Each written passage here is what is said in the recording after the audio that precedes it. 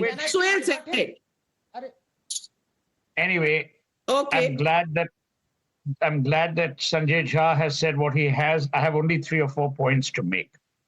Number one, when any prime minister, whether he's a Congress prime minister, a Samajwadi prime minister, if it ever happens, or a BJP prime minister, he's India's prime minister. He's not the prime minister of Benares or the prime minister of Noida who's going overseas. Has there been abuse in this election? Yes, but it's across the board. We have said this, we have discussed this on your program, Navika, that the political discourse has fallen to levels which are incomprehensible and unacceptable. Everyone recognizes that. Third, are we now starting afresh? The G7 is a commendation of India's place in the comedy of nations, whether we like it or not. See, you may hate Narendra Modi, and I keep saying, of course, you have every business to hate him. But for a man of Jairam Ramesh's intellect, stature, experience, and track record as a minister, does it really behove a Jairam Ramesh to take potshots of the worst kind? You know, Sanjay Jha used the words scrapping the barrel. I think what he meant was scraping the bottom of the barrel. That's exactly what's happened. They are scraping the bottom of the barrel, and everyone is doing it. Do we condone it? No. I have greater expectations from a Jairam Ramesh. Why? Because he's intelligent. He's been there, done that. He's been a cabinet minister. I expect more gravitas. Will you see Mallikarjun Kharge ever say these things? No. There's a statesmanship that we need to bring about in our political discourse. Also, what pleasure does it give the Congress or anyone? Forget the Congress for a moment. What pleasure does it give any opposition leader to keep taking potshots at the prime minister, to keep insulting him, especially when he's abroad? The same Congress which, by the way, stood divided when Manmohan Singh was taking steps into the Oval Office and somewhere an ordinance was being discussed. I later learned it wasn't torn. So I'm saying it was being discussed. There are times when a nation stands behind its people. And there is no Congress, there is no BJP, there is no Samajwadi Party. Narendra Modi represents 1.4 billion Indians. We may hate him, we may disagree with him, we may be disagreeable, but he's our prime minister. When he puts his foot forward on foreign soil, he represents us. He is not there to be torn, to be divided, and to be ridiculed by a certain section of society which believes that bringing him down is the only way forward for a progressive nation. If that is what the belief of the Congress is, then it is ironic to even talk about a Mohabbat ki Dukaan. But then your Mohabbat ki Dukaan is based on an edifice of hatred. Then nothing can change it. So I'm not holding a bid for anyone. Tanveer Ahmed, that's the question I want to ask you. One-third prime minister salvaging his image, diminished image abroad. People should actually get to him and ask him why he doesn't have a Muslim minister in his cabinet. Are these the questions that the opposition should ask at home? Or do they need support from foreign powers even to ask a question of this kind? Because these kind of statements, these kind of tweets, what are they doing to the national fabric of this country? Fantastic. Navika, the beauty of democracy is that no question is a bad question. Every question definitely has its own legitimate space. And every question definitely needs to be asked.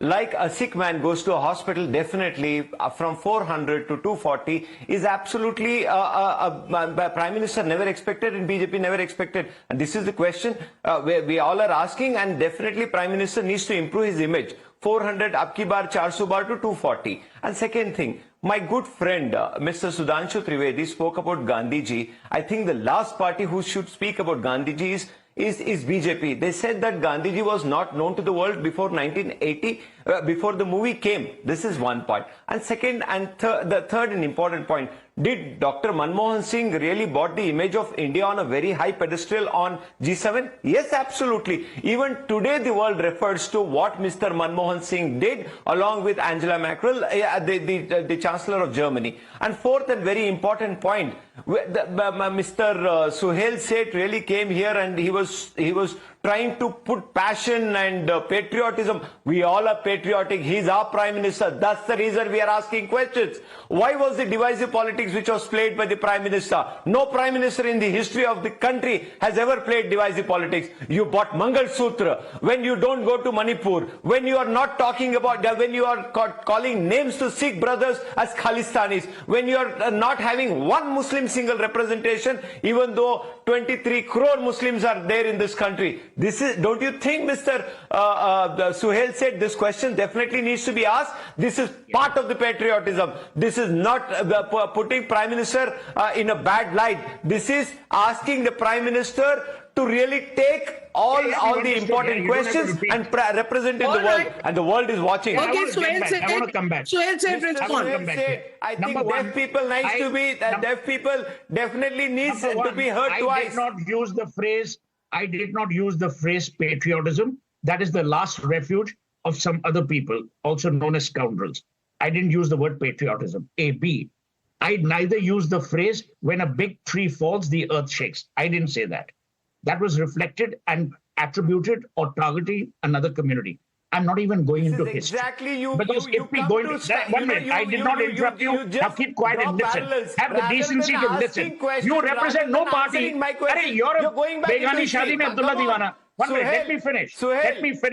Let me finish, Tanveer. Let me finish. I can also filibuster. I can also filibuster.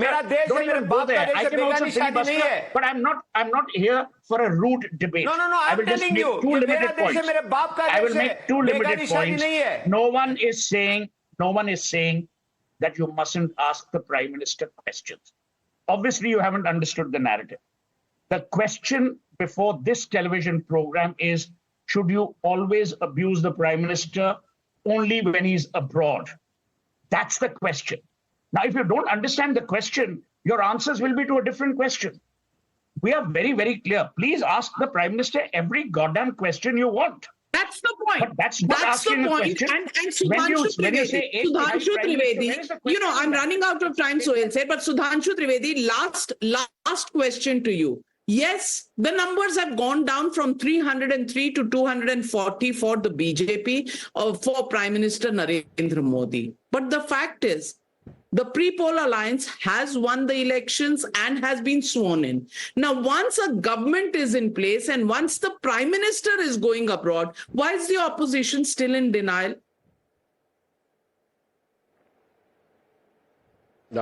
I would like to say one more thing, that Sanjay Jha and Tanveer Ahmed has given all sort of sermons, but they do not dare to say a single word against those who have disrespected the statue of Mahatma Gandhi. Yes, we are the last party, but what happened to the first party? Now coming to the foreign question. The problem with them is that they are not ready to digest the actual Prime Minister because they are in the habit of accidental Prime Minister. Forget about BJP's Prime Minister. They never gave respect to the Prime Ministers of Congress party who are not from the first family. Everybody knows how Manmohan Singh was dealt with. It was narrated by none other than their own colleagues. And how Narasimha Rao was dealt with. Everybody knows this.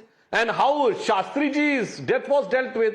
So we can understand that you consider yourself as such infallible that none other than the first family should have any respect. And how Mr. Tanveer Ahmed, you remember how Mr. Devagowda was brought down?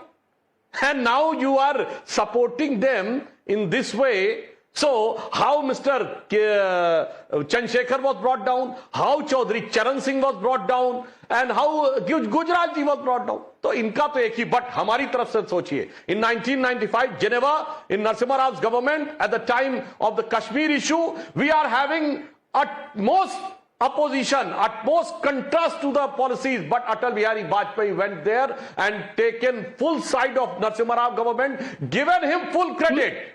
And when Modi ji was chief minister, remember when Nawaz Sharif has spoken untowardly words for Manmohan Singh, the Hati Aurat, who gave the first reaction? It was Shri Narendra Modi who said, "Kaun hota hai hamare 120 crore desh ke pradhan mantri ke bare mein kehne wala?" That's how you should learn to become a mature opposition.